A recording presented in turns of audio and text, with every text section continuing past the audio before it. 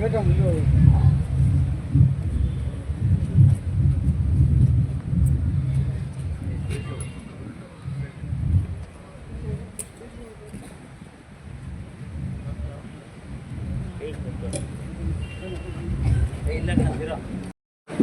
ನಮಸ್ಕಾರ.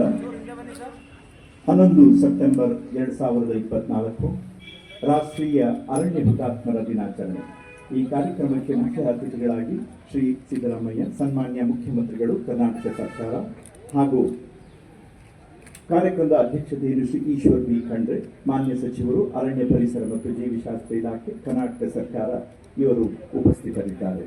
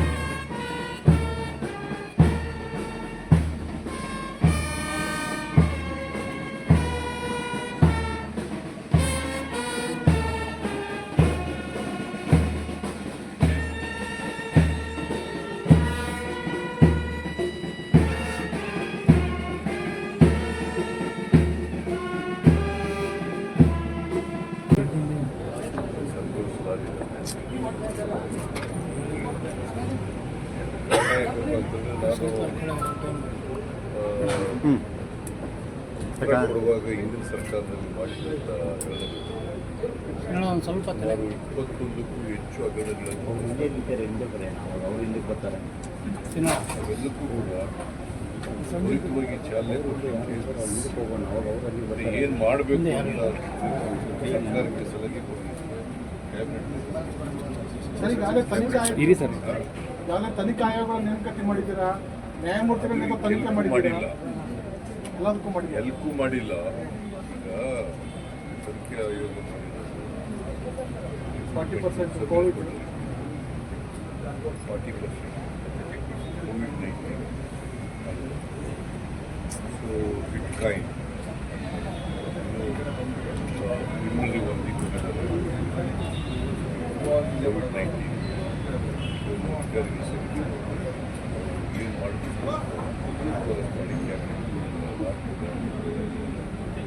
ಸರಿ. ಈಗ ನೀವು ಈ ಕಮಿಟಿ ಮಾಡ್ಬೋದು, ಇವರು 40% ಅಲ್ಲ, ಇನ್ನೂ ಆಗಿಲ್ಲ ಸರ್. ಈಗ ಈ ಕಮಿಟಿ ಮಾಡಿ ಇವ್ರು ಏನು ವರದಿ ಕೊಡ್ತಾರೆ ಸರ್? ಇವ್ರೇನು ತನಿಖೆ ಕಮಿಟಿ ಏನು ರಿವ್ಯೂ ಏನು ಮಾಡ್ತಾರೆ? ರಿವ್ಯೂ ಮಾಡ್ತಾರೆ. ಸಬ್ ಕಮಿಟಿ ಏನು ರಿವ್ಯೂ ಮಾಡ್ತಾರೆ? ಈಗ ಯಾವ್ಯಾವ ಕೇಸ್ನಲ್ಲಿ ಯಾವ್ಯಾವ ಹಂತದಲ್ಲಿ ತನಿಖೆ ಯಾವ್ಯಾವ ಹಂತದಲ್ಲಿ ಬೇರೆ ಈಗ ಮಾಡದೇ ಇದ್ರೆ ಯಾಕೆ ಮಾಡಿಲ್ಲ, ಮಾಡಬೇಕಾಗಿದೆ ಇದೆಲ್ಲ ನೋಡಲಿಕ್ಕೆ ಒಂದು ಕಮಿಟಿ ಮಾಡಿ ಶಿಫಾರಸು ಮಾಡಲಿಕ್ಕೆ ಅದು ಮಾಡಲಿ. ಮತ್ತೆ ಏನಪ್ಪ ನೀವು ನಾನು ಹೇಳಕ್ಕೂ ಮುಂಚೆ ಏನೇ ಪ್ರಶ್ನೆಗಳು ಕೇಳಿದ್ರು ಹೇಳಿ. ಅದಕ್ಕೆ ಒಂದು ಸಮಿತಿ ಮಾಡಿದ್ವಿ. ಆ ಸಮಿತಿಯವರು ವರದಿ ಕೊಡ್ತಾರೆ ಮತ್ತೆ ಏನು ಕ್ರಮ ತಗೋಬೇಕು ಅಂತ ಸೂಚಿಸ್ತಾರೆ ಆ ಥರ ಮಾಡಿದ್ವಿ. ಸರ್, ಈಗ ಎಲ್ಲ ಕಮಿಟಿಗಳು ನೇರವಾಗಿ ನಿಮಗೆ ವರದಿ ಮಾಡ್ಕೊಳ್ತಾರೆ. ಎಲ್ಲ ತನಿಖಾ ಆಯೋಗಗಳು ನಿಮಗೆ ವರದಿ ಮಾಡ್ಕೊಳ್ತಾರೆ. ಇನ್ನು ಇನ್ನೊಂದು ಕಮಿಟಿ ಮಾಡಿ ಅವರು ಮಾಹಿತಿ ಕೊಟ್ಟು ಅವರು ಸಲಹೆ ಕೊಟ್ಟು ಅದಕ್ಕೆ ತ್ವರಿತವಾಗಿ ಕೊಡಿ ಅಂತ ಒಂದು ತಿಂಗಳೊಳಗಡೆ 2 ತಿಂಗಳು ಸರ್, ಈಗ ಬಿಜೆಪಿ ಅವರು ಇದು ದ್ವೇಷದ ರಾಜಕೀಯ ಅಂತ ಆರೋಪ ಮಾಡ್ತಾ ಇದ್ದಾರೆ ಸರ್. ನನ್ಮೇಲೆ ಮಾಡಿದರೆ ಬರೀ ರಾಜಕೀಯ ದ್ವೇಷದ ರಾಜಕೀಯ ಮಾಡೋಕ್ಕೆ ಹೋಗಲ್ಲ. ಮಾಡಿದರೆ ಹಿಂದೆ ಮಾಡಿದ್ದು ಮುಖ್ಯಮಂತ್ರಿಯಾಗಿರುವ ಈಗಲೂ ಮಾಡಿಲ್ಲ ನಾವು. ಬಟ್ ತಪ್ಪು ಮಾಡೋದವ್ರಿಗೆ ಮೇಲೆ ಕ್ರಮ ತಗೊಳ್ತಕ್ಕಂಥ ಕೆಲಸ. ಸರ್, ಈಗ ಕೆಂಪಣ್ಣ ನಾಯಕದವ್ರು ಇವ್ರು ಯಾರು ವೀರಪ್ಪನವರು ವರದಿ ಕೊಟ್ಟರು. ವರದಿ ಮೇಲೆ ಏನು ಇದುವರೆಗೆ ಆಕ್ಷನ್ ಏನು ಇನಿಷಿಯೇಟ್ ಆಗಿಲ್ಲ. ಇಲ್ಲಿ SIT ಆಗಿದೆ. SIT ಆಗಿದೆ. ಅವರು ಇನ್ವೆಸ್ಟಿಗೇಟ್ ಮಾಡಿ ಯಾವಾಗ ಸರ್ ಆಕ್ಷನ್ ತಗೊಳ್ಳೋದು? ಅವ್ರು ಕೊಟ್ಟ ಮೇಲೆ ತಗೋತೀವಿ. ಎಲ್ಲಿ ಕೂಡ ಕೇಳಿದ್ವಿ. SIT ಕ್ರಮ ತಗೊಳ್ಳೋಕ್ಕೆ ಮಾಡಿರೋದು. SIT ಅಂದ್ರೇನು? ಅಲ್ಲಿ ಮೊದಲು CID ತನಿಖೆ ಮಾಡಿದ್ರು. ಆಯ್ತಲ್ಲಪ್ಪ, SIT ಅಂದ್ರೇನೆ? ಸ್ಪೆಷಲ್ ಇನ್ವೆಸ್ಟಿಗೇಷನ್ ಟೀಮ್ ಮೇಲೆ SIT ಅಂದ್ರೇನು? ಸ್ಪೆಷಲ್ ಇನ್ವೆಸ್ಟಿಗೇಷನ್ ಟೀಮ್ ಕ್ರಮ ತಗೊಳುತ್ತೆ. ಅವರು ಕ್ರಮ ತಗೋತಾರೆ, ತನಿಖೆ ಮಾಡ್ತಾರೆ. ಸರ್, ಈಗ ಸಬ್ ಕಮಿಟಿ ಕೊಡ್ತಕ್ಕಂಥ ವರದಿ ಯಾವುದೇ ಕಾರಣಕ್ಕೂ ಅದನ್ನ ಮೂಳೆ ಗುಂಪು ಮಾಡಲ್ಲ ಅನುಷ್ಠಾನ ಆಗುತ್ತೆ ಅನ್ನೋದು. ಯಾಕಂದ್ರೆ ಇಷ್ಟು ದಿನ ಮೂಲೆ ಗುಂಪಾಗಿತ್ತು ಅಂತಾನೆ ಆರೋಪ ಸರ್. ನಾವು ತಗೋತಾ ಇದ್ದೀವಿ. ಅದಕ್ಕೆ ಆಕ್ಸಿಡೇಟ್ ಮಾಡೋಕ್ಕೆ ಮಾಡ್ತಾ ಇದ್ದೀವಿ. ಸರ್, ಈಗ ವಾಲ್ಮೀಕಿ ಪ್ರಕರಣದಲ್ಲಿ ಇಡಿ ಅವರು ಚಾರ್ಜ್ಶೀಟ್ ಫೈಲ್ ಮಾಡಿದ್ದಾರೆ. ನಿಮ್ಮ SIT ಅವರು CID SIT ಅವರು ಮಾಡಿದ್ದಾರೆ. ವೋಟ್ ಬಗ್ಗೆ ಮಾಡಿ ಸರ್, ಎರಡು ಮಾಡಲ್ಲ ವ್ಯತಿರಿಕ್ತವಾಗಿದ್ದಾವೆ ಅಂತ ಸರ್ ತನಿಖೆ ನಾಗೇಂದ್ರ ಇಲ್ಲ ಅಂತ ಹೇಳಿದ್ರೆ ನಾಗೇಂದ್ರ ಆರೋಪ ಇದೆ ಅಂತ ಹೇಳ್ತಾರೆ. ಯಾವ ಸತ್ಯ ಸರ್ ಅಂದ್ರೆ ಯಾವ ತನಿಖೆ ಏಜೆನ್ಸಿ ಸತ್ಯ ಹೇಳಿದೆ, ಯಾವ ತನಿಖೆ ಏಜೆನ್ಸಿ ಸುಳ್ಳು ಹೇಳ್ತಿದ್ದಾರೆ? ಸರ್, ಎರಡು ವ್ಯತಿರಿಕ್ತವಾಗಿದ್ದಾವೆ ತನಿಖೆಗಳು ಅಂತ ಸರ್. ಇಡಿಯವರು ಮಾಡಿದ್ದಾರೆ, ಅವರು ಚಾರ್ಜ್. ಆಮೇಲೆ SIT ಅವರು ತನಿಖೆ ಮಾಡಿ ಚಾರ್ಜ್. ಅಲ್ಟಿಮೇಟ್ಲಿ ಡಿಸಿಷನ್ ತಗೊಳ್ಳೋರು ಯಾರು? ಕೋರ್ಟ್ನವರು. ಕೋರ್ಟ್ ಏನು ತಗೋತಾರೆ? ಅಂದ್ರೆ ನಿಮ್ ತನಿಖೆ ಏಜೆನ್ಸಿ ತನಿಖೆ ಮಾಡೋರು ಸುಳ್ಳು ಅಂತಾರ. ಇಡಿ ಅವ್ರು ತನಿಖೆ ಮಾಡೋದು ಹಂಗಿದ್ರೆ ನಾಗೇಂದ್ರ ಕಿಂಗ್ ಪಿನ್ ಅಂತ ಅವ್ರು ಹೇಳ್ತಾರೆ. ನಿಮ್ ಏಜೆನ್ಸಿ ಅವರು ಇಲ್ಲ ಅಂತ ಹೇಳ್ತಾರೆ. ನಾನ್ ಲಾಯರ್ ಅಲ್ಲ ಸರ್. ಮತ್ತೆ ತನಿಖೆ ವರದಿ ಹೇಳ್ತಾರೆ. ವರದಿನೇ ಸುಮ್ಮನೆ ಮಾತಾಡೋದು ಕೇಳಿ. 7 ಗಂಟೆ ಕೇಳಬೇಕು. ಕೋರ್ಟ್ನಲ್ಲಿ ಸಾಬೀತಾಗುತ್ತಾ ಇಲ್ವೋ ಅಂತ ಅಲಿಗೇಷನ್ ಎವಿಡೆನ್ಸ್ ಕಲೆಕ್ಟ್ ಮಾಡಿದ್ದಾರೆ. ಇನ್ವೆಸ್ಟಿಗೇಷನ್ ಅಂದ್ರೆ ಎಲಿಗೇಷನ್ ಎವಿಡೆನ್ಸ್ ಕಲೆಕ್ಟ್ ಮಾಡಿದ್ದಾರೆ, ಚಾರ್ಜ್ ಶೀಟ್ ಹಾಕಿದ್ದಾರೆ. ಅದು ಸರಿನೋ ತಪ್ಪು ಅಂತ ಹೇಳೋರು ಯಾರು? ಕೋರ್ಟ್ನವರು. ಅದು ಹೇಳಕ್ investigation. This investigation subject to proof. ಹೌದು. Court has to decide what type of punishment has to give.